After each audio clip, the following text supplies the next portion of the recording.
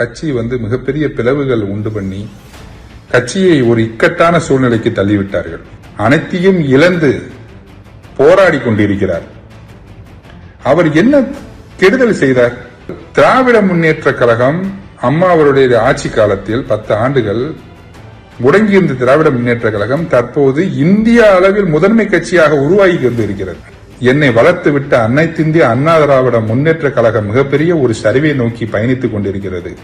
இந்த அரசு நிர்வாகத்துக்காகவும் 1977 இருந்து கட்சிக்காக உழைத்த ஒரு மனிதரை எவ்வளவு காயப்படுத்த முடியுமோ அவ்வளவு காயப்படுத்தி இருக்கிறீர்கள். நீங்கள் சாதித்தது என்ன?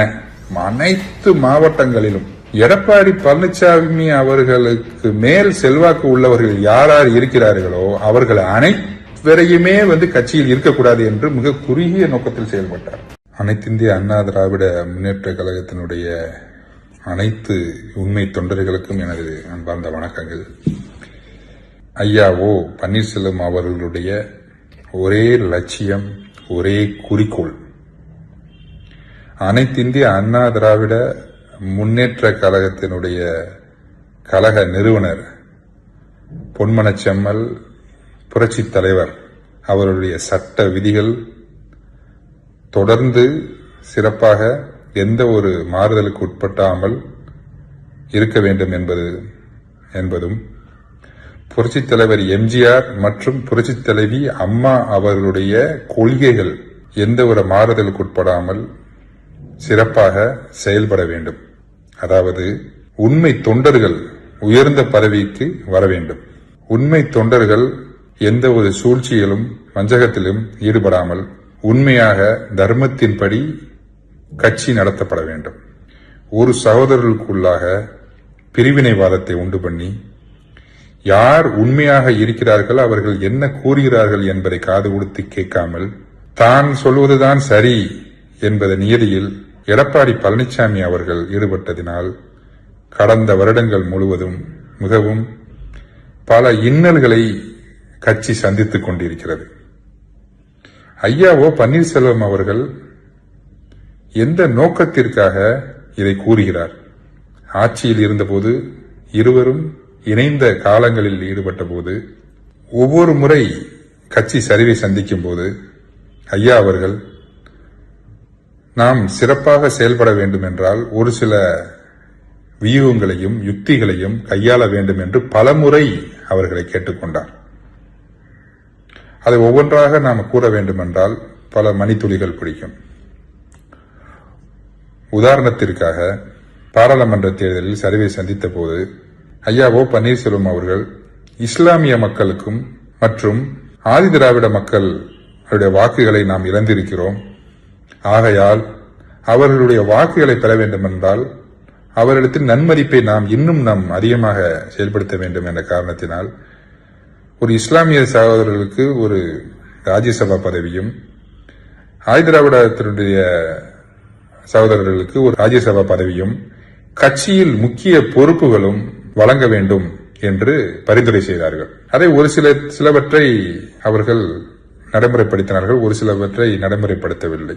அதே போன்று அனைத்து சமுதாய மக்களும் அனைத்திந்திய அண்ணா திராவிட முன்னேற்ற கழகத்தை அங்கீகரிக்க வேண்டும், ஒரு குறிப்பிட்ட சமுதாயத்திற்கு மட்டும் சென்று விட்டு இருக்கிறது என்று மக்களின் மனநிலையை மாற்ற வேண்டும் என்பதற்காக அனைத்து சமுதாய மக்களுக்கு தலைவர்களும் அதில் பங்கு பெற வேண்டும் என்பதற்காக ஒரு வழிகாட்டு குழு ஒன்றை அமைத்து அவர்களுக்கு அதிகாரம் வழங்க வேண்டும் என்று ஐயா அவர்கள் குறிப்பிட்டு முதலமைச்சர் வேட்பாளர் எடப்பாடி அவர்களே இருக்கட்டும், நான் கூட அதிலிருந்து விலகிக் கொள்கிறேன் என்று நல்ல எண்ணத்தில் அதை செயல்படுத்தி வழிகாட்டுக்குழு அமைத்தால் நான் இதிலிருந்து நான் முதலமைச்சர் வேட்பாளரே நான் நிக்கலை என்கிற நல்ல நோக்கத்தில் சொன்னார்கள்.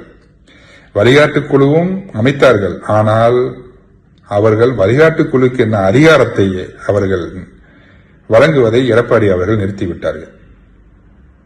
இது ஒரு சில காரணங்கள். அதற்கு பிறகு 2021 ஆண்டு 10 ஆண்டு ஆட்சியில் புரட்சித் தலைவி அம்மா அவர்கள் 2016 ஆண்டு உயிரை கொடுத்து நிறுவிய ஆட்சி, அவர்கள் உருவாக்கி கொடுத்த கட்டமைப்பு, சட்டமன்ற உறுப்பினர்கள், உள்ளாட்சி மன்ற பிரதிநிதிகள், பாராளுமன்ற பிரதிநிதிகள், ராஜ்யசபா, அரசு அதிகாரிகள் எந்த துறைகளில் எப்படி நியமிக்க வேண்டும், தொண்டர்களை அரவணைத்து மிக சிறப்பான ஒரு கட்டமைப்பை தலைவரிடத்தில் கொடுத்து உயிரை கொடுத்து ஆட்சியை வழங்கிவிட்டு நம்ம சென்றார்கள். அதற்கு பிறகு ஒரு சில நபர்கள் தங்களது சுயநலத்தால் தாங்கள் மட்டுமே பதவியில் இருக்க வேண்டும் என்ற காரணத்தினால் கட்சி மிகப்பெரிய பிளவுகள் உண்டு பண்ணி மாவட்டம் தோறும் பிரிவினை செய்து தொண்டர்களிடையே பிரிவினைகளை செய்து கட்சியை ஒரு இக்கட்டான சூழ்நிலைக்கு தள்ளிவிட்டார்கள். 2021 ஆண்டு மீண்டும் புரட்சித் தலைவி அம்மா அவர்கள் ஆட்சி நிறுவ வேண்டும் என்ற ஐயா அவர்கள் எடப்பாடி அவர்களிடம் கூறி நாம் அனைவரும் ஒன்றுபட வேண்டும், எந்த பிரிவினைவாதமும் நம்மளிடம் இருக்கக்கூடாது, உயர்திரு மதிப்புக்குரிய சசிகலா சின்னம்மா அவர்களும், டிடிவி தினகரன் சார் அவர்களும், எடப்பாடி ஐயா அவர்களும், பன்னீர்செல்வம் ஐயா அவர்களும் அனைவரும் இணைந்து செயல்பட வேண்டும் என்ற தொண்டர்களின் விருப்பத்தை பதிவு செய்தார்கள். அப்போதுதான் நம் 2021 ஆண்டு ஆட்சியில் நாம் வர வேண்டும் என்று அவர்களுடைய எண்ணத்தை பதிவு செய்தார்கள். ஆனால் எடப்பாடி பழனிசாமி அவர்கள் மதிப்புக்குரிய சின்னம்மா அவர்களும் வேண்டாம், டிடிவி சார் அவர்களும் வேண்டாம் என்று நிராகரித்தார். அதற்கு பிறகு கூட்டணி கட்சிகளை சேர்ந்த தேமுதிக வந்தால் நம்மளது ஆட்சி நன்றாக இருக்கும், அதே போன்று கிருஷ்ணசாமி அவர்களும் இருந்தால் நன்றாக இருக்கும் என்று ஐயா அவர்கள் விருப்பப்பட்டார்கள். ஆனால் அவர்களும் வேண்டாம் என்று கூறிவிட்டார். 150 இடங்களுக்கு மேல் நான் வெற்றி பெறுவேன் என்று கூறி அன்றைக்கு மிகப்பெரிய ஒரு தவறுகளை செய்தார். ஐயா அவர்களும் எவ்வளவோ கூறி வேற வழி இல்லாத காரணத்தினால் அவர் சொல்ல வேண்டிய நிலைக்கு தள்ளப்பட்டார். அதற்கு பிறகு நம்ம ஆட்சியை இழந்தோம். வெறும் கம்மியான இதுல 10 ஆண்டு அம்மா அவர்கள் ஆட்சியை இழந்தோம். அதற்கு பிறகாவது எடப்பாடி பழனிசாமி அவர்கள் திருந்துவதற்கு வாய்ப்புகள் இருந்தது. அதற்கு பிறகு கட்சியை ஒரு நல்ல நோக்கத்தில் கொண்டு போக வேண்டும்னா அனைத்து மாவட்டங்களிலும் எடப்பாடி பழனிசாமி அவர்களுக்கு மேல் செல்வாக்கு உள்ளவர்கள் யார் யார் இருக்கிறார்களோ அவர்கள் அனைவரையுமே கட்சியில் இருக்கக்கூடாது என்று மிக குறுகிய நோக்கத்தில் செயல்பட்டார். அதே போல யார் சுயமாக சிந்தித்து செயல்படுகிறார்களோ கட்சியில், யார் சரி தவறு என்ற பகுதி பார்த்து சரி என்றவற்றை சொல்கிறார்களோ அவர்களையும் கட்சியிலிருந்து நீக்க வைக்கப்பட்டார். இதே போன்று செயல்பாட்டினால் நல்லவர்கள் அனைவரும் கட்சியிலிருந்து ஒதுங்கி கொண்டார்கள்.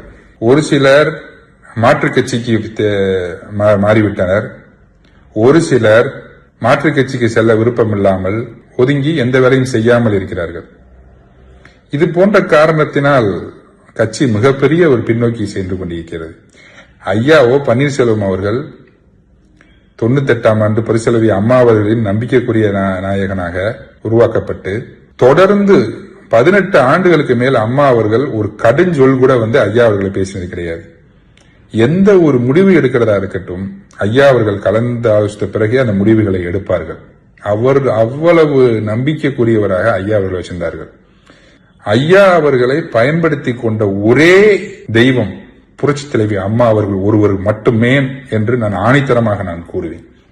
அதற்கு பிறகு பொய்யான தகவல்களை தொண்டர்களின் மத்தியில் விஷமாக அவர்களிடத்தில் செலுத்தி, நிர்வாகிகளிடத்தில் தவறான கருத்துக்களை செலுத்தி, முழு நேரமும் 95% முழு நேரமும் சொந்த கட்சிக்கார தலைவர்களை எப்படி காலி செய்ய வேண்டும் என்பத ஒரே சிந்தனையில் மட்டுமே எடப்பாடி பழனிசாமி அவர்களும் அவர்களுடைய பயணிக்கும் அவர்களுடைய கூட்டாளிகளும் இதே வேளையில் இருந்து செயல்பட்டுக் கொண்டிருக்கிறார்கள். இதன் காரணம் இதை அவங்க செயல்படுத்தியதனால் திராவிட முன்னேற்ற கழகம் அம்மா அவருடைய ஆட்சி காலத்தில் 10 ஆண்டுகள் முடங்கியிருந்த திராவிட முன்னேற்ற கழகம் தற்போது இந்திய அளவில் முதன்மை கட்சியாக உருவாகி கொண்டிருக்கிறது. நம்மளுடைய சகோதரர்கள் பிரிவினைவாதத்தை கொண்டு வந்து தற்போது வரை அவர்கள் எந்த ஒரு மாற்றமுமே எந்த ஒரு இதுமே செயல்புரியாத காரணத்தினால் அனைத்து இந்திய அண்ணா திராவிட முன்னேற்ற கழகம் மிகப்பெரிய ஒரு பாதாளத்தை நோக்கி சென்று கொண்டிருக்கிறது. ஐயா அவர்கள் புரட்சி தலைவி அம்மா அவர்கள் மிகப்பெரிய ஒரு குரு, அவர்களை இழந்து தனது தாயாக இருந்த அனைத்துமாக இருந்து என்னை தாயாக இருந்த அவர்கள் பழனி அம்மாள் அவர்களையும் இழந்து, என்னுடைய அம்மா விஜயலட்சுமி அம்மா அவர்களுக்கு பக்க பலமாக இருந்தார், அவர்களையும் இழந்து மிகப்பெரிய ஒரு நெருக்கடியாக இருந்து கொண்டு என்னை வளர்த்துவிட்ட அனைத்திந்திய அண்ணா திராவிட முன்னேற்ற கழகம் மிகப்பெரிய ஒரு சரிவை நோக்கி பயணித்துக் கொண்டிருக்கிறது. அதனுடைய தொண்டர்களுக்காகவும் புரட்சித் தலைவர்களுக்காகவும் புரட்சித் தலைவி அம்மா அவர்களுக்காக தன்னை உடலை வருத்தி அனைத்தையும் இழந்து போராடி கொண்டிருக்கிறார். அவர் என்ன கெடுதல் செய்தார்? என்ன கெடுதல் செய்தார்? உண்மையாக தனக்கு மனதில் தோன்றிய நல்ல கருத்துக்களை அனைத்திந்திய அண்ணா திராவிட முன்னேற்ற கழகம் வளர்ச்சி பயணியில் பயணிக்க வேண்டும் என்று நல்ல கருத்துக்களை அவர்கள் தெரிவித்தார்கள். இதை நீங்கள் உங்களுக்கு அதை சுயநலமாக நான் மட்டுமே சொல்லுவதை கேட்க வேண்டும் என்று சுயநலத்துக்காக நீங்கள் செயல்பட்டால் அவர் என்ன செய்வார்? 2000 இருந்து இந்த கட்சிக்காகவும் இந்த அரசு நிர்வாகத்துக்காகவும் 1977 இருந்து கட்சிக்காக உழைத்த ஒரு மனிதரை எவ்வளவு காயப்படுத்த முடியுமோ அவ்வளவு காயப்படுத்தி இருக்கிறீர்கள். நீங்கள் சாதித்தது என்ன? அவரை காயப்படுத்தியதால் நீங்கள் சாதித்தது என்ன?